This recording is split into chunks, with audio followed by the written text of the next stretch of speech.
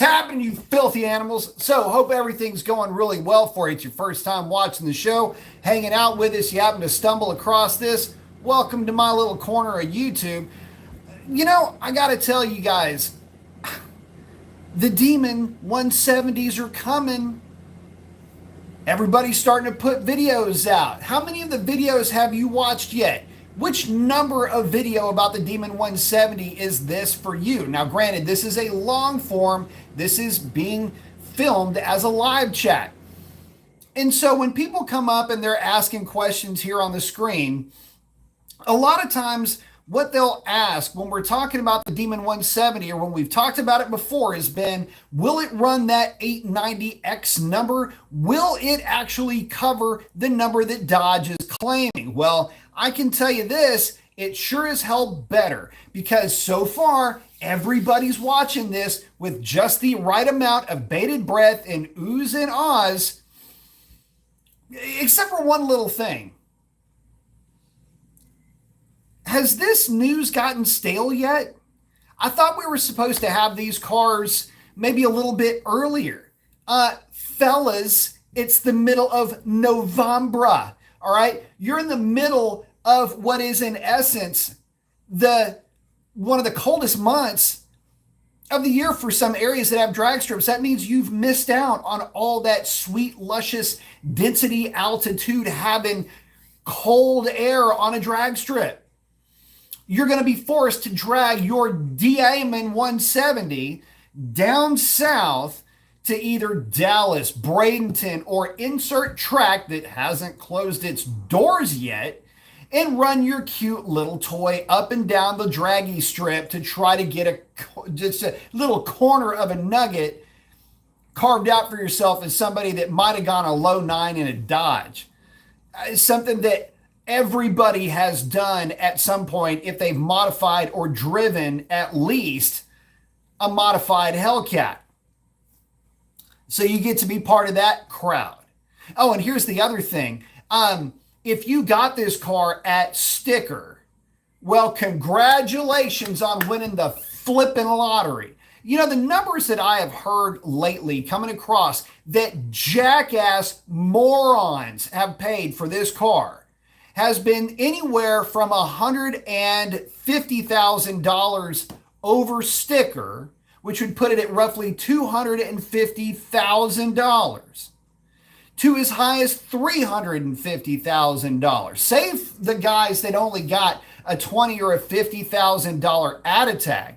I've heard of these jackasses dropping so much extra coin on these cars. And for what reason? Because they can, boys. That's why they did it. So I guess for me, the car has an awful aroma about it already. It smells like fat cat asshole. And that's how I see the Demon 170. Dodge, you fucking lost me at this point. The more I hear about this car and the more that I hear how these dealers have pushed the shit in on some of the guys that would actually actively campaign this car to propel the brotherhood of muscle maybe a little bit higher in altitude. No, you would rather go after these collector types, these fart sniffing collector types that sit around with their pinkies up each other's ass while they sip their fucking little snifters. You would rather go after that crowd than this brotherhood of love muscle that you've been touting for this long. Dodge, I tell you something. The fact that this was even allowed and you knew that it was going on is one thing. But the other fact that these pricks are running around with the kind of money that you can throw that far above and beyond sticker makes me want to barf in my fucking shirt. And the other thing that makes me just so pissed about the fact that this is going on is that there are actually people sitting around and just lapping up their computer screens waiting for this car to drop. Not because they want to see it do well, but because they want to see it fail. There is more want to watch a plane, train, and automobile wreck all at the same time while a tanker explodes, sending oil into the Gulf of wherever, killing every baby seal, otter, shrimp, and lobster that it finds. That's what they're looking to do. They want to see any kind of fuck up that they can on Dodge's part. You're not getting views if you own a 170 to cheer you on. You're getting views if you own a 170, if you're taking it to the drag strip, to watch that car fail its tits off to try to run an 891 at 150 whatever miles an hour. And if that car does not run that number, the sound of orgasm from all of the haters and the sex face that is going to be shown on every reaction video is going to blow your freaking eardrums clean out of your skull. So folks, all I got to do is ask the question. That's what I'm here to do, to pose these tough enigmas for you to try to unwrap. Is the 170 going to do well as an entity, as a car, as a thing that people would like to actually put up and share? Or is this thing gonna fail, basically fart in the confessional that is the drag strip, the same way that the original Demon did? Oh yes, let's not forget about the coattails that this monster gets to ride in on. What with everybody that owned a Demon for the first 2 years chasing Ray's record of a 978. How do I know that? Because I'm the guy that set the car up. I'm the guy that if Ray didn't cover the number on that first hit, I was running the car on the second hit. All right, that's how I know about how this went down. And that 978 was not a 965. Remember this. When you watch that Demon 170 go down the track and it runs a 915, oh, well, it's close in density altitude and whatever the fuck else excuse is going to drop. This is another scenario where Dodge is selling a lifestyle. A lifestyle.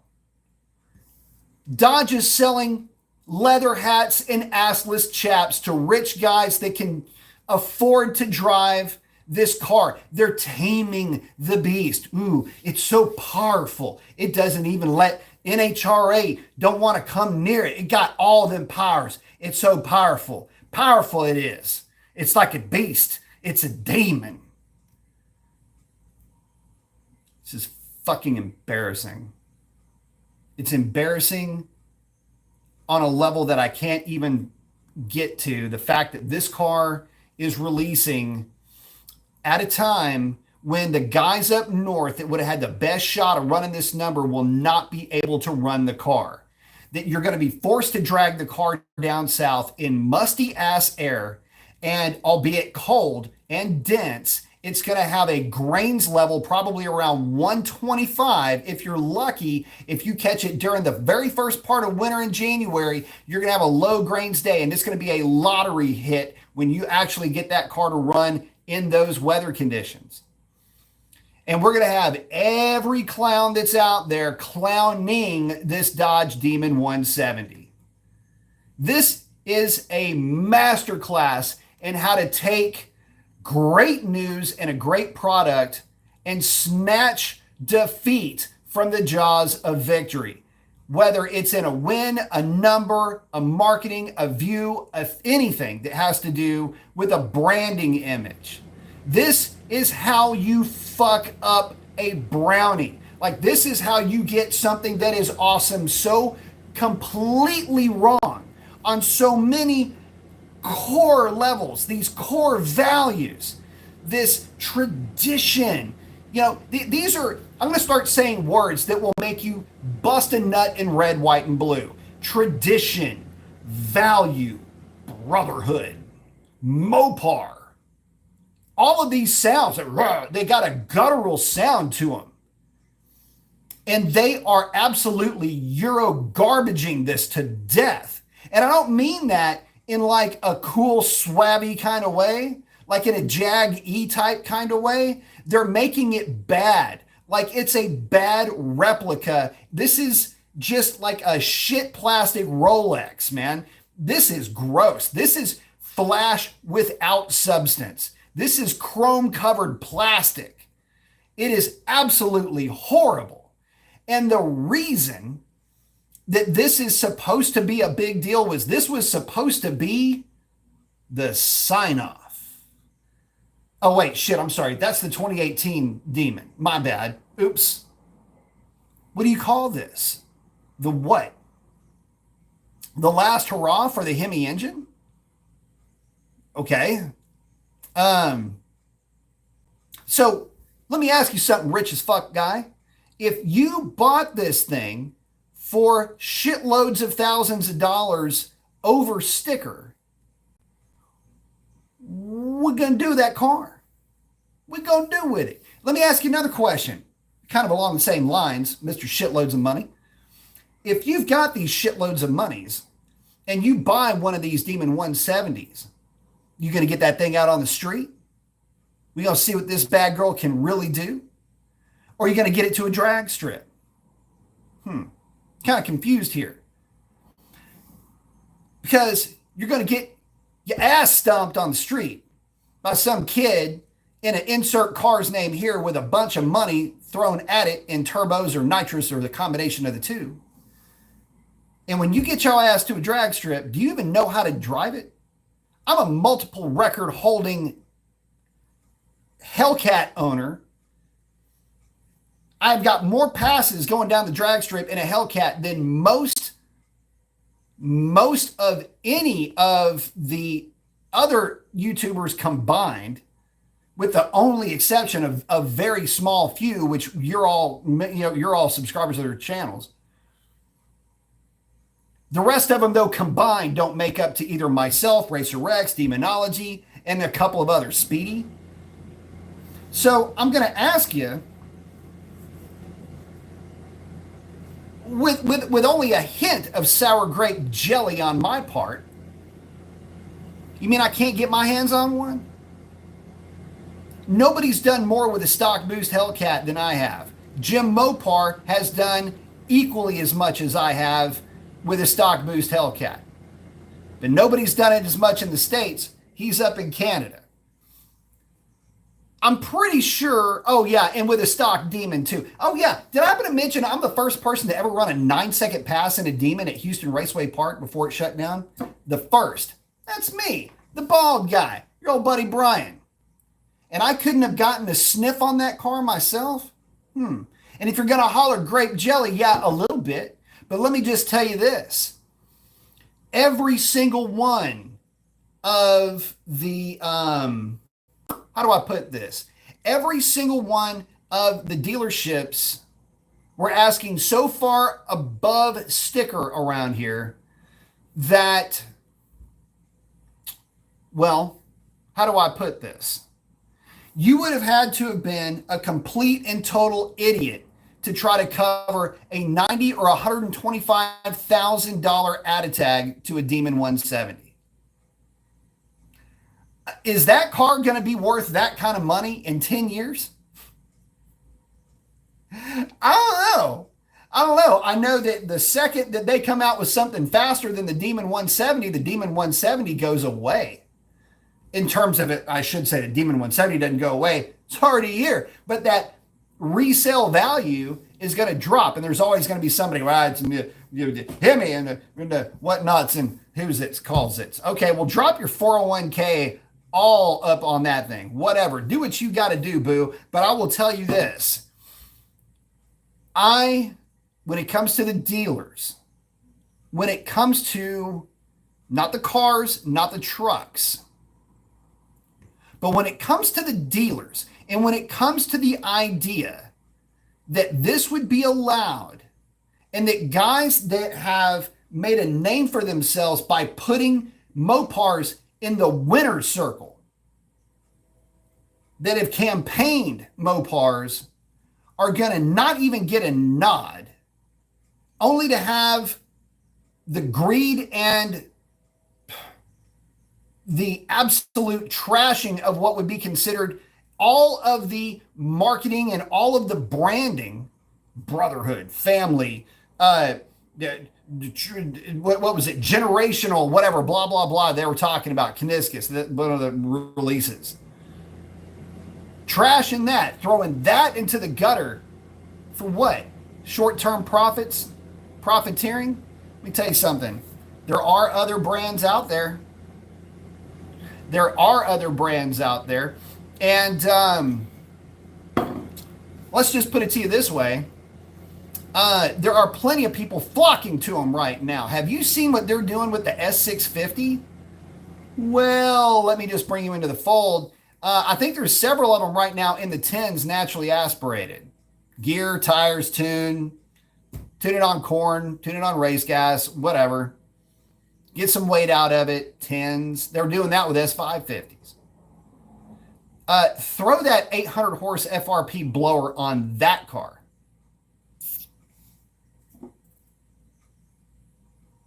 $10.90, $9.90 is slow in this game.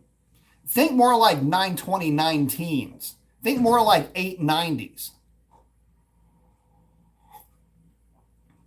If you're into that sort of thing, that's a big deal. But again, I just have to ask, Dodge, what were you thinking? Let me get in with you guys real quick. That's enough of that 16-minute and 33-second diatribe. Itch is in. Mark is in. Skids, what up, man? Ryan is in. David is in. Joseph, hey, man. Lyman's in. How's it going, Professor B? Going well, my brother. Ryan said, I know it's a demon chat, but thoughts on the Indian Scout? I'm digging the Bob. Dig the Indian Scout's a cool bike, dude. Indian Scout is a really cool bike. I know Skids may know more about it than I do. I was actually at one point looking at a Sport Chief as a potential bike. So yeah, they're good. Skids saying, what the stars and planets have to align perfectly to attain a sub 9-second run? I mean, and the wind's going to have to be blowing at your back. It's going to have to sound like an Irish shanty song. I mean, may the winds be blowing at your back. May the tits always be firm. May her ass not jiggle too much, but just enough. You know, it's going to have to be something like that. I mean, it's going to have to be something that's going to send you off to sea. Because I can tell you this, man, I don't know. I don't know of anybody that's run one. Tells you how much I'm keeping up with it. But anyway, that's where we're at with it right now. Mark saying that demon would have to be dialed in as well as the track. Good point. To be sub 9s consistently on street, though, yeah, good luck. Actually, even on a track, good luck. Skids, the Indian Scout is a fun bike. I've ridden the Scout. A lot of fun. Very cool. There you go. Skids, please don't sugarcoat it tonight. We ain't sugarcoating nothing tonight. I had a little burr in my saddle earlier on this. Southern Indiana's in. The dealer near me have their 170 listed at $275. Crazy. Sovereign. Got the cadence right with the flex and the ball guy with the shades. I like it. Nice saying, what up, Professor Dad? What up?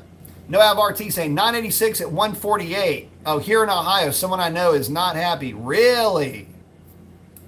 Really? Oh, do tell.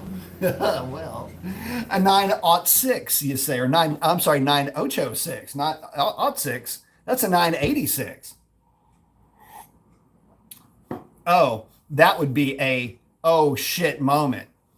To know that a 295 upper pulley on a stock Hellcat with a stock fuel pump would cover your number by a 10th at a very similar miles per hour. Please tee us up on that. Hemi saying, Reverend, what's up, Hemi? The day orders open, I made a pass at 3 dealerships to get one around MSRP. Didn't, and now glad. A lot of the reasons you state. Got an SP and added a VW GTI and enjoyed it. Very cool. By the way, VW GTI, very fun car.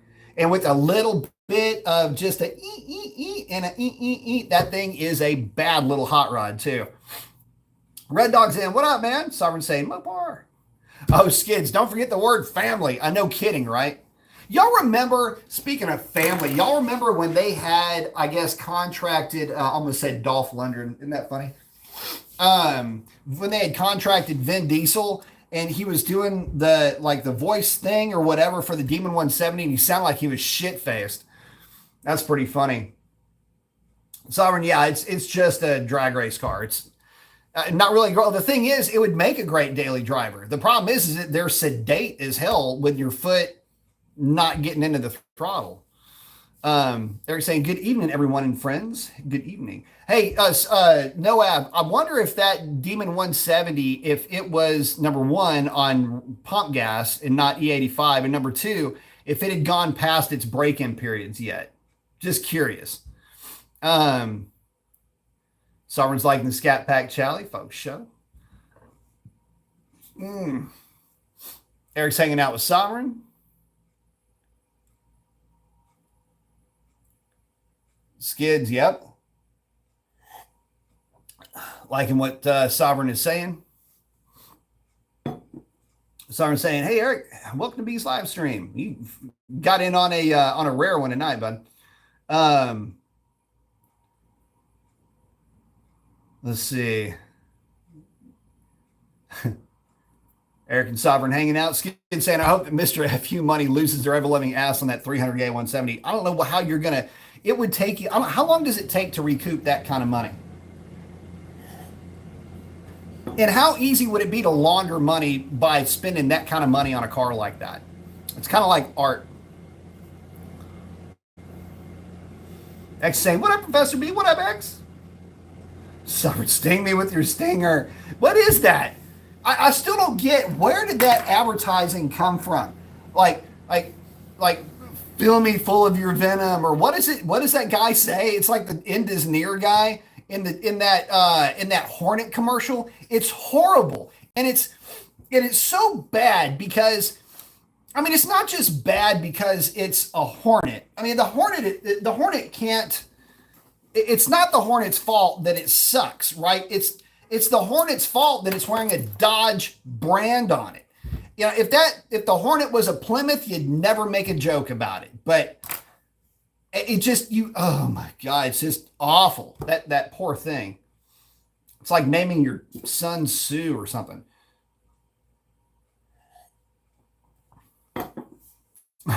No, I haven't seen the advertisement for the Ram Tungsten yet. Yeah, the Tungsten. I haven't seen it at all.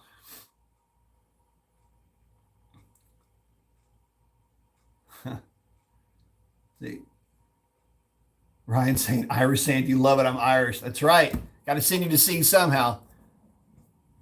Eric saying, "People are really fed up with Dodge Stellantis now and no more Hemi V8 engines." True that. Matter of fact, how are you going to even support your brand anymore? And I'll even take Eric's point a little bit further. If you're Dodge and you're doing away with the Hemi, how do you market position yourself anymore when Hemi was the only thing that you had to really anchor yourself to as a brand? And it's not only a good point that you make, but it's a positioning point that you also bring up. So how does Dodge position themselves against their competition like Ford, where you can still get a V8? Well, you'll presumably always be able to get a V8. Or Chevrolet, which, although neutered to the gills, will somehow or another still offer that 5.3 in their trucks. How do you do away with the Hemi in your truck and only have the 6-cylinder? Is it Hurricane? I mean, nobody knows. There is no marketing push behind the name of Hurricane. Nobody even knows what that is. It makes no sense to most of the people that are going to be looking at this, and it's going to be a stretch no matter how you try to play it. So the most technologically advanced, the Tower of Power, the 3-liter Hurricane twin turbo inline V6 motor. Really? I mean, I guess I could write it for you, Dodge, but God, that would be too easy. The issue that I have now with no Hemi isn't that there's no Hemi engine. It's that there's no push for me to get behind for this new engine. There's no heat, if you will. When you're propping something up, you're heating it up. Like, let's say I've got a buddy of mine and he's wanting to get with some broad And I happen to know this chick. And I'm like, listen, random chick, man, Frank over here, great dude, man. Listen, the guy can arm wrestle a bear. The guy pounds beers like a mother, has paper. Dude, the guy's a great guy, man. He's a great with a wrench, and he can screw a piece of wood to the wall. And I mean, I'm trying to give the guy heat. I'm trying to prop the guy up, right? Dodge isn't giving us anything. We don't know anything about Frank the six-cylinder. And the other issue about not knowing anything about Frank the six-cylinder is not only what is it going to look like potentially in a car, but they're telling us they're going to put it in the truck. But where's the fucking A behind it, man? I need some fucking A. And so, damn. And if they're going to if they're going to do some cool ass Canelo type boxing moves around the EPA stuff, cool, because you're using a truck, just like they did back in the 70s with the Little Red Express and with the Warhawk, two badass hot rods, and they were muscle cars in their own right. They just happened to be pickup trucks because that was a skirt that they could use around the EPA. If you're going to do that with these six-cylinders, offering up a bunch of horsepower out of an internal combustion engine and not offer it in the car, then give us something cool. Give us a backstory. Make some shit up. You made some stuff up about, well, we blew up 7 engines trying to figure out the engine. The fact that they were fragging engines, supposedly, fragging engines in testing when they were putting this Demon 170 thing. If your calibration engineer is so shit that they can't put together an E85 tune for a package that has existed since, I don't know, forever, like putting a bigger blower or pulleys on a Hellcat, yeah, I would figure that that's some made up shit. Why not use that same energy in putting something towards the truck, right? Maybe a DT Ram in like built to serve red, like the fireman livery, but it's lowered and it's a 2-wheel drive and it's the 500 and whatever 5 horsepower inline turbo 6 and it's smoking the tires across the screen. Something. Give us something cool. The press release, by the way, was showing that truck was going to be available with that engine sometime into the Q1 of 24. What? That's only 3 months away, 6 months away to get you to the back half of Q1 of 24. It means the end of the first 3 months in 2024. 6 months. No marketing campaign, no drive, no push, no heat, no potatoes, no nothing. How the flippin' A am I supposed to get excited about this? Oh, well, if we advertise it, we might not sell any Hemis. Or if you advertise it now, you sell all your Hemis because people that don't want an inline 6, people that want an Atmo V8 are going to buy it. You could have a panic run on Hemi V8 engines. It's called creating a demand. It's part of salesmanship 102. Jeez. Anyway, let's see what you guys are saying. John the Baptist is in. Sovereign's hanging out with Eric. Ryan saying, subs kids, good to see you. Little CF Moto 450 got me feeling like a young speed demon again. I like it. Out there having fun. Apparently those bikes are actually pretty good. Good value prop too. John's asking, what's the perfect badass street car wheel horsepower for any Hellcat? It depends on what you can get away with and on what you're comfortable with. But my car made on a Mustang dyno 666. That's pretty freaking metal if you ask me. But if I were to keep my car and pulley it, keep in mind my lower pulley is pinned.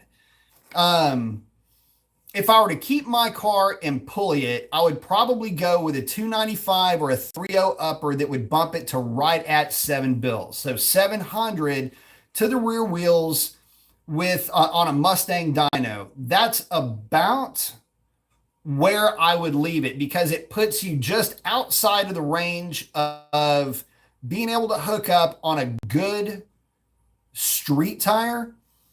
Drag radials you'll still hook, but it's not as guaranteed as you might think. But it will at least make the car entertainment level. It'll maintain an entertainment level with the car that's not so far crazy creepy fast. Although it's faster than you might give it credit for. It'll maintain that, but it'll also be pump gas friendly. So with the right tune. Let's see. Eric's hanging out with Sovereign. Oh, Will Talk saying, B Mason, the one thing that concerns me with any high-end Mopar is the safety aspect. Banks are not doing subprime loans and people are getting carjacked left and right. Man, I tell you what, I have heard.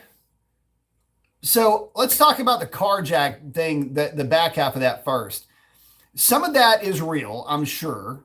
But I got to admit, if we're talking about the cars that are being jacked, two things. I question how many of those reports are actually insurance jobs. Just kind of one of those things. It's hard to say, but these cars in many cases are bought by guys that can't afford them. And at some point, the easiest way to get out from underneath them is just to say it got stolen or I got carjacked. So, you file a police report, make up this, imaginary friend that ganked your car, and you get a check from the insurance company or the car gets paid off. Hopefully you got gap insurance if you're upside down on it. So, but I'm not doubting that it's a real thing. And I know cars have been stolen, but that's why I made the provisions to my Hellcat to make it just a real pain in the ass to run off with.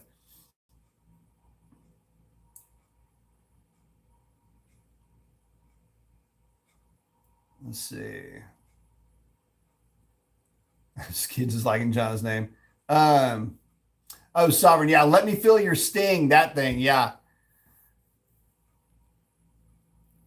Red Dog, you buy the 170 to drop panties, but it'll never leave the garage. Well, here's the problem. For that kind of money, you talk about dropping panties. Y'all know y'all say it with me. Y'all know what my barometer is for panty dropper status. Pull up to the script club and find out what car the entertainment wants to get into. They want to get into a Challenger with half a body kit. Looks like the damn thing wasn't completed yet. Or for that same money, you can roll up there with a vintage Pantera. You can roll up there in a, pick anything that looks like a door wedge. You can roll up there in pretty much any car that's out there that is crazy, sexy, stupid looking, fast, sounds good, or some vintage iron that is a little bit off the beaten path that is drop dead sex, E-type Jag hard top, something stupid crazy like that. Yeah, you can roll up there in that kind of iron, and dude, you've got the fucking thoroughbreds coming out there to check that out. The Challenger, you can see that in Walmart parking lot. So I don't see what the deal is there, right? That's what she's going to tell you anyway. That's the real deal.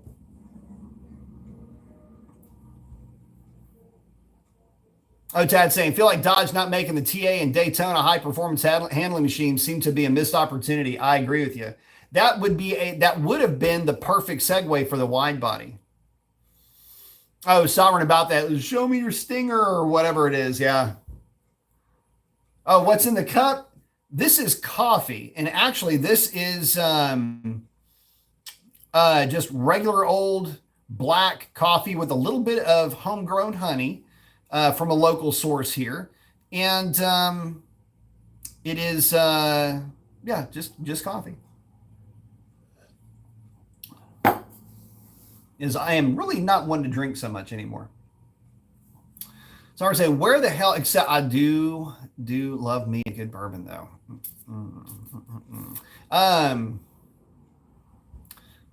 So I'm saying, where the hell is the awesome cars with the engine? Always seen as a freaking SUV Jeep. Real talk. Eric B. Mason, friend, you're absolutely right. Thank you, brother. Oh, Sovereign. Oh, and the drag pack. Yeah. Yeah. Whatever happened to the drag pack, too? Ryan said, man, a Ram Warlock, that was an actual truck. Yes, it was. And here's a piss me off. They brought the name back, but it's on a DS Ram like a trim package. The Warlock and the Little Red Express were pickup trucks, had 727 torque flight, automatic transmission, no 4-speed option, but it had a 3-speed automatic with a high compression, at least for its day, 360. And when it was released, it was quicker than the Vet.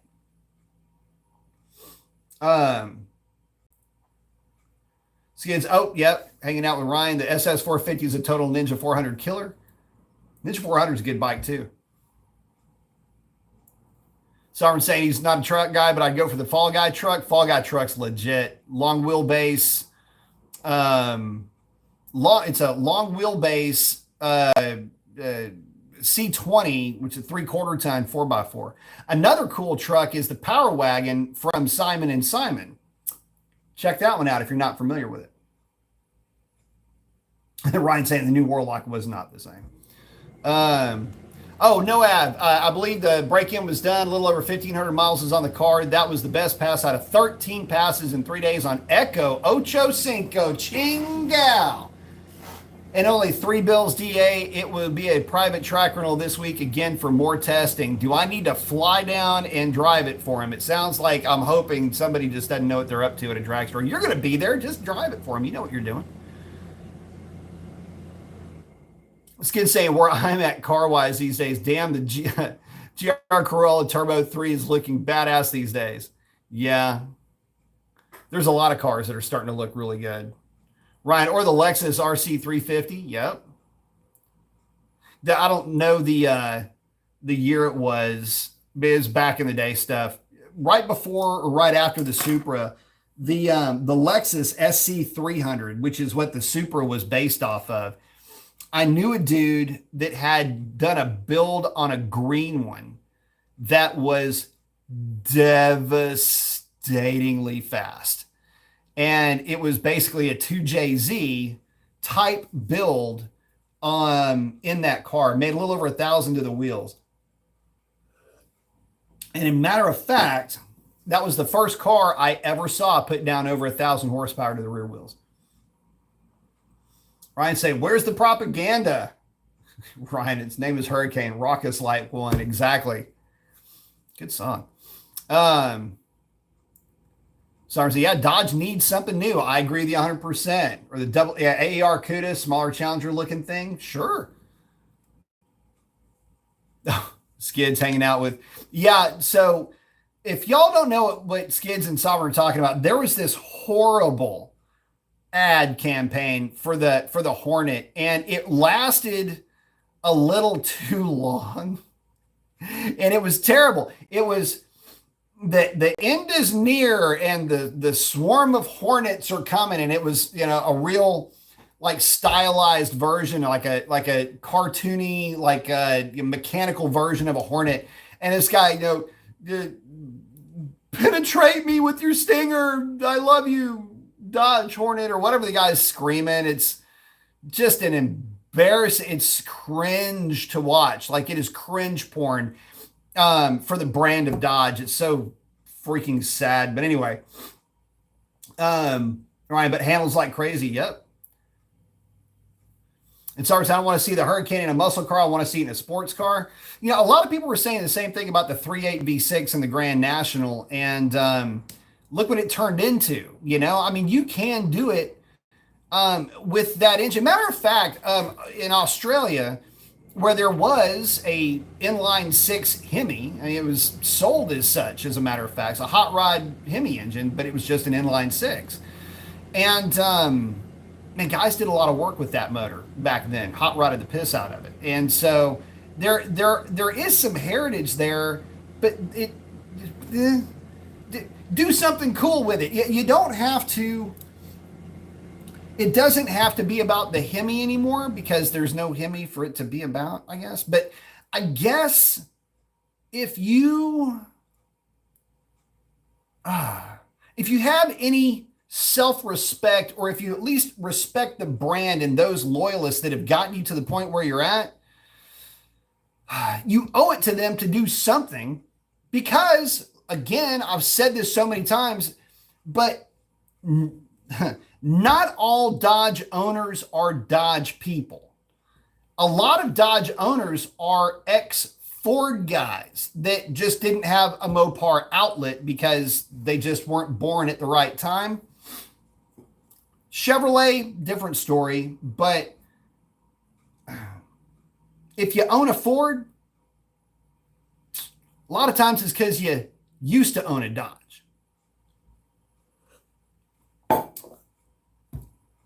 Let that rattle around in your head. So I'm saying it's time for Dodge to make a kick-ass sports car. They need to do something with that 6. The Dodge penny dropper, a car with no rival. I don't know. Oh, Eric, talking about the 5.5 liter DOHC. So when that is actually really, really old news. There was a time in 20, golly, I'm going to say 2018. It may have actually, it was more like 2017 when Dodge was going to be rebodying the LX platform. And there was some talk about what to do and how to get there. And there was talk about a new V8 engine being developed at the time, 5.5 liter, some type of V8. Didn't know if it was going to be dual overhead cam. Didn't know if it was going to be another derivative of the Hemi. We were kind of hoping it would be a wedge motor, though. A wedge motor with ridiculously flowing cylinder heads would have been a more efficient use of, well, it would just been more efficient than the Hemi is from a thermodynamic efficiency point of view. Wedge heads are more thermodynamically efficient. Hemi heads are more volumetrically efficient. But if you've got a wedge head with big ports that flows a lot of air, you make up for the difference in volumetric efficiency gains with the Hemi, and you still retain your thermodynamic efficiency. Technically speaking, 2-valve wedge is better in that respect, provided you have enough octane to make it work, which we do these days. So anyway, there was some talk about that. Steve Mignante, who you guys may know from Junkyard Crawl, who's with Barrett Jackson, had talked about this. God, it's been a while back, but there was more talk about a newer engine back then because the Hemi was supposed to start getting phased out in lieu of this new power plant. And the talk at the time was, do we put it in the Ghibli platform or do we put it in the Giulia platform? That never came to pass, obviously. And what had happened is when the LX platform was going to be terminated with the Demon that we all know as the original Demon, this new platform was supposed to take over from there. Thing is, they were selling too many of them. And so they just kind of re-upped and re-upped and re-upped. It was basically rinse and repeat. So for every car after 2017, except for when you get into some software updates, they're all basically the same car. There's, the software, there could be a slight difference in 2018, 2019 with the displays. But aside from that, there's not a lot separating the two. And haven't you noticed, right? So, yeah, kind of weird, but that's the way that it works. And all of them are roughly the same, with the 2015s being a little bit different in some areas, but the rest of them are all basically the same anyway.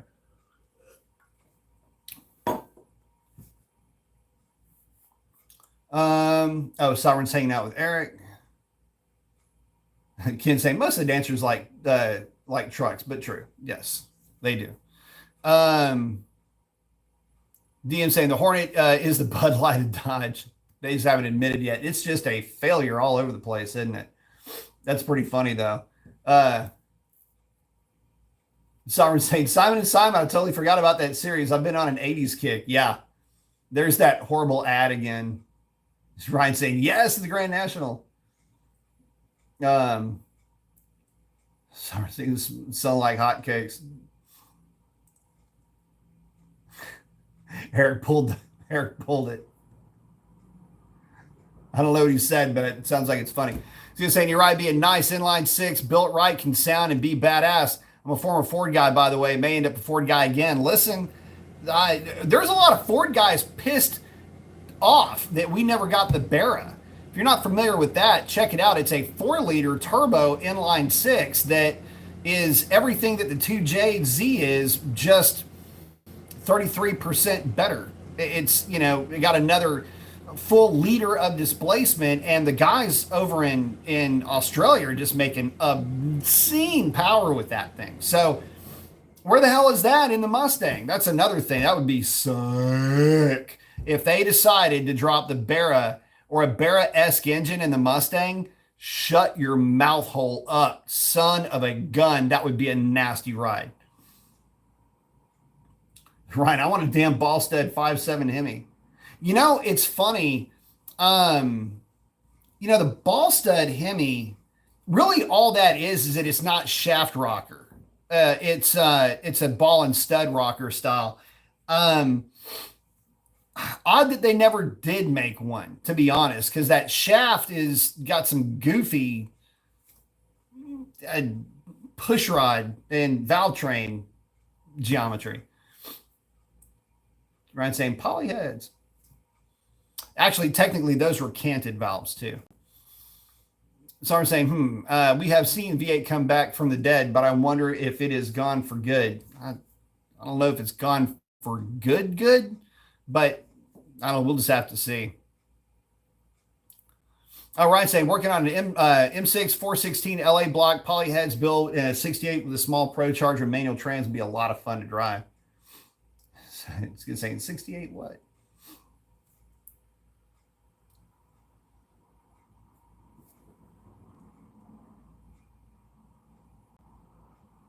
Oh, yeah, Eric's saying that Mustangs sell like hotcakes for sure. And they just won't have anything. Ryan's saying the AMC Javelin for sure. Yeah, AMC Javelin, which is going to be the sickest car out on the street. Dodge did buy American Motors. Absolutely, they did. Oh, no, Ab. No kidding. Guy races for a living. He can drive. That's why he's not happy. So what he's talking about, guys, if you're new, somebody's got a Demon 170 and he dropped like a high mid 9-second quarter mile at less than 150, like 146 or 148. Bro, what was the DA? Oh, plus 300. What were the water grains? Was it just like hella sticky, hella gross, or was it? Well, we're the part of the you're in a decent spot though up there. Anyway, dude's not happy.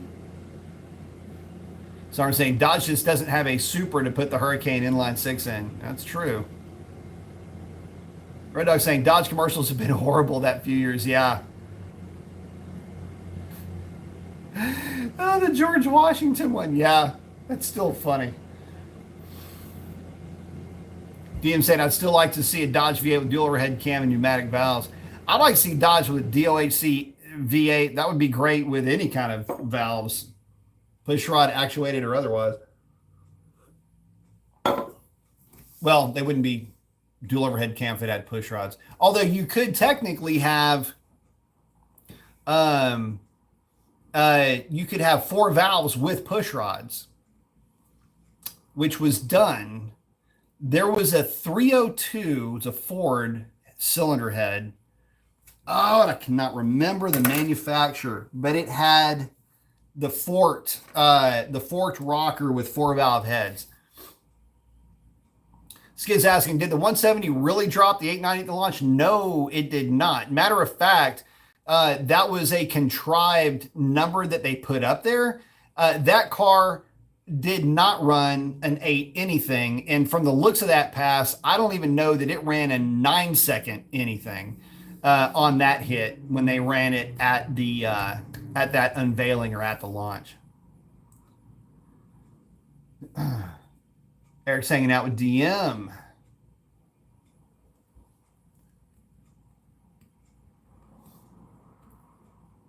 Oh, Ryan, yeah. Yeah, me and B Watch thought it was slower. It was a slow pass. DM saying a cross plane crank would sound good too. A cross plane crank would be good, but they would need to keep the displacement low. Like 5.5 liter cross plane is a lot to ask of a cross plane because of secondary harmonics. A cross plane V8 has the same problem that an inline four has with primary and secondary. Primary balance is good. Secondary balance is not. And it has to do with rocking pairs. So you can have rocking pairs because you've got one, it'll go 1, 3, 4, 2, and you just basically mimic that on the other side, right?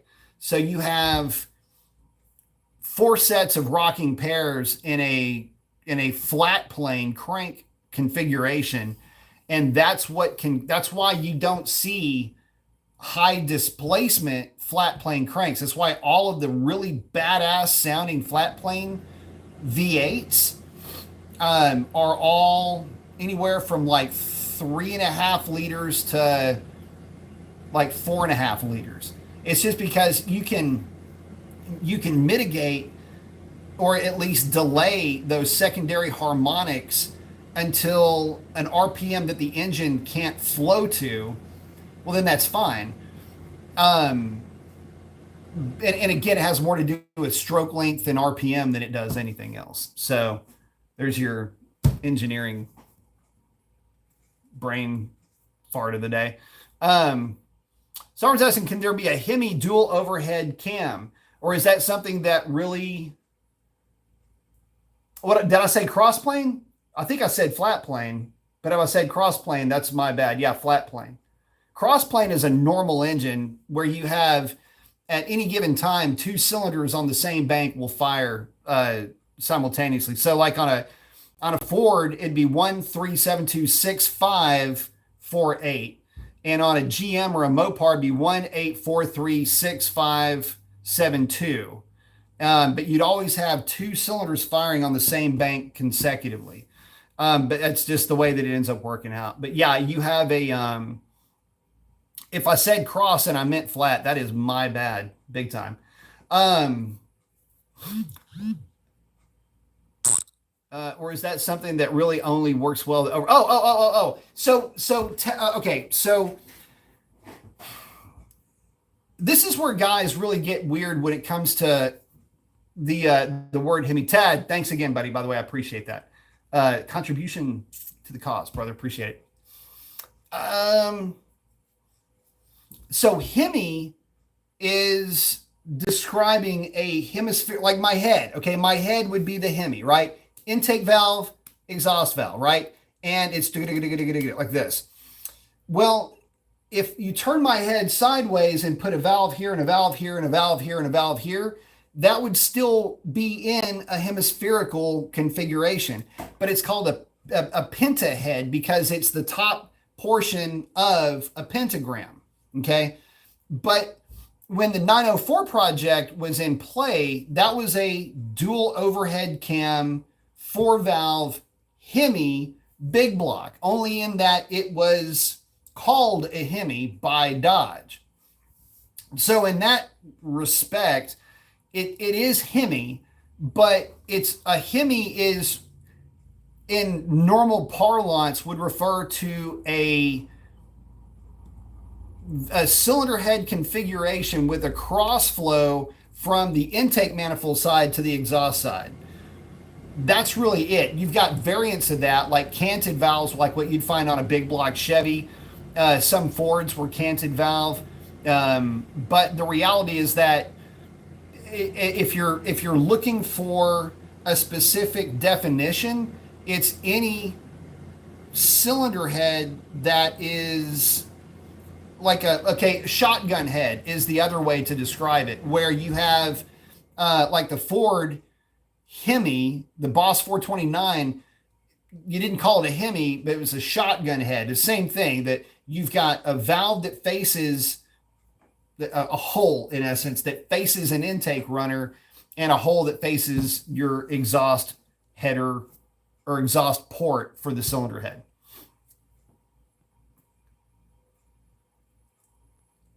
DM say the counterbalance will be big. Yep. X saying, get ready to see lots of videos of Demon 170s getting walked by bolt-on 85 Mustangs in roll races. Let's just hope they ain't dumb enough to squabble in that ring. Woo. For sale, one used Dodge, cheap. DM saying, yes, thank you. Thank you. Sorry, 3.5 liter. Dang, that's small. It is, but back in the day, you got to remember the cars were small. And I'll tell you what, if you've never heard a flat plane crank 3.5 or 4 liter V8, like some of the older Ferraris, dude, those things sound amazing.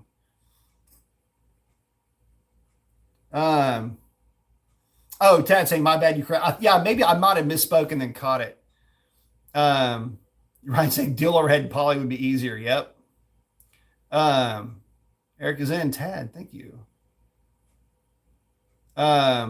Still actual poly shape too. Yep. There's all kinds of interesting cylinder head. There were some experimental stuff that was out, trying to take advantage of both, and it never really worked out. Like you'd have a canted intake with a flat exhaust. The idea was have the quench area on the exhaust side and the volumetric efficiency on the intake side, but it created more issues. It just wouldn't, plus it was a pain in the ass. Ryan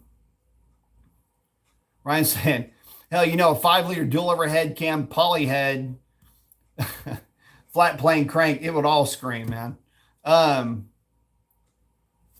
All of it would be good. But yeah, but we'll see, guys. You never know. Listen, and I'm going to have to wrap it up here pretty soon, fellas. But let's just say this. Dodge is in a weird spot. I know Noab has let us know that at least one of them has let them down, or at least let the owner down in terms of what it ran. Dodge is in a weird spot, guys. This is one of those things where you can absolutely promise the world again and just get everything right from an engineering standpoint, have nothing wrong with the car, and have a huge disappointment. I think that's where Dodge is, fellas. I think that's really what we're up to with this. And I don't think that this is going to be a marketing play that Dodge can actually recover from. It's a flat spin, boys. Sometimes it's just best to eject. But with that, fellas, I got to wrap it up. Listen, y'all, get out there and do something cool for somebody. Chances are they need it way worse than you know. And fellas, with that, that is a wrap. Hope to see you on the next one. Take care.